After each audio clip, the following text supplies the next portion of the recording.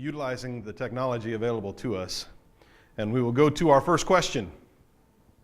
What attitudes are consistent with our Christian walk? This is out of Ephesians chapter 4. Humility. Yes. Patience. Oh. And you, what do you got? Gentleness. Gentleness. Excellent. Tolerance and love and diligence. Tolerance and love and diligence. What verse is that? 2 and 3. Verses 2 and 3. Fantastic. Bearing with one another in love. Bearing with one another in love. Yes. Anybody else? Anybody else? Oh. What you got, Mama? Endeavoring to keep the unity of the Spirit in the bond of peace. The unity of the Spirit and the bond of peace. These are all good answers. These are all correct answers. We're seeing all these in verses, 2, 3, right in the very beginning. All right, moving on. Next question. What gifts did Christ give to his church body? And he gave the apostles, the prophets, the evangelists, the shepherds, and the teachers. The apostles, the evangelists, the shepherds, prophets, teachers. There we go. Those are the gifts. Christ gave those specifically to the church. Yeah. Anybody remember that? Okay, good. Good.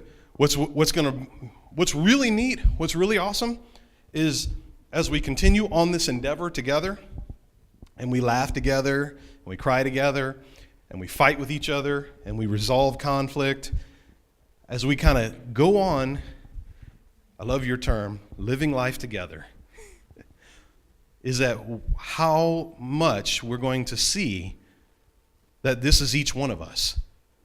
All right, like I said, you think I'm the only pastor here? Yeah. Is there prophets among us?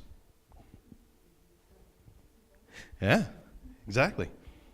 Is there a teacher? Or 5?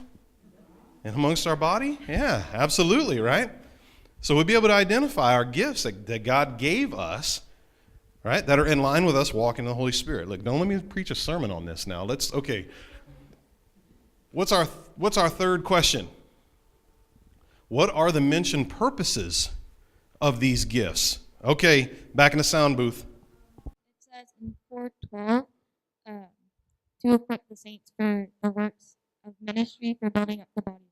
To equip the saints for the work of ministry. For what purpose?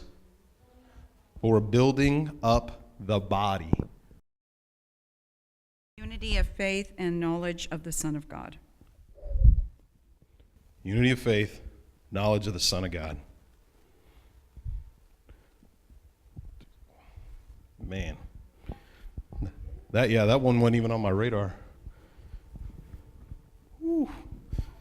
Yeah. You guys win. You're getting it. We're getting it. All right, Mike, I'm hoping you got questions. What do you got? Sure. Yep. Dude, these are good. Man.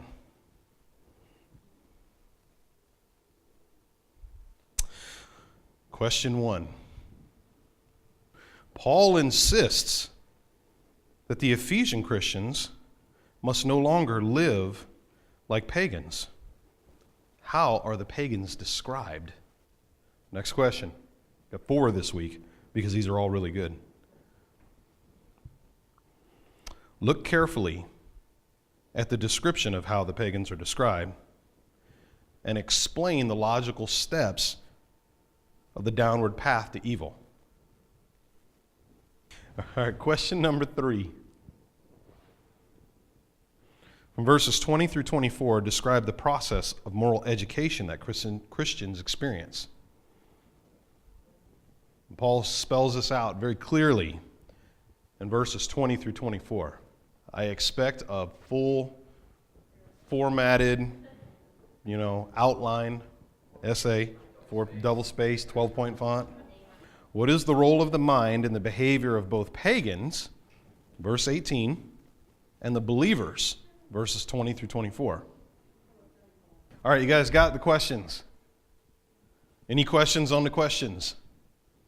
If so, see Mike. All right.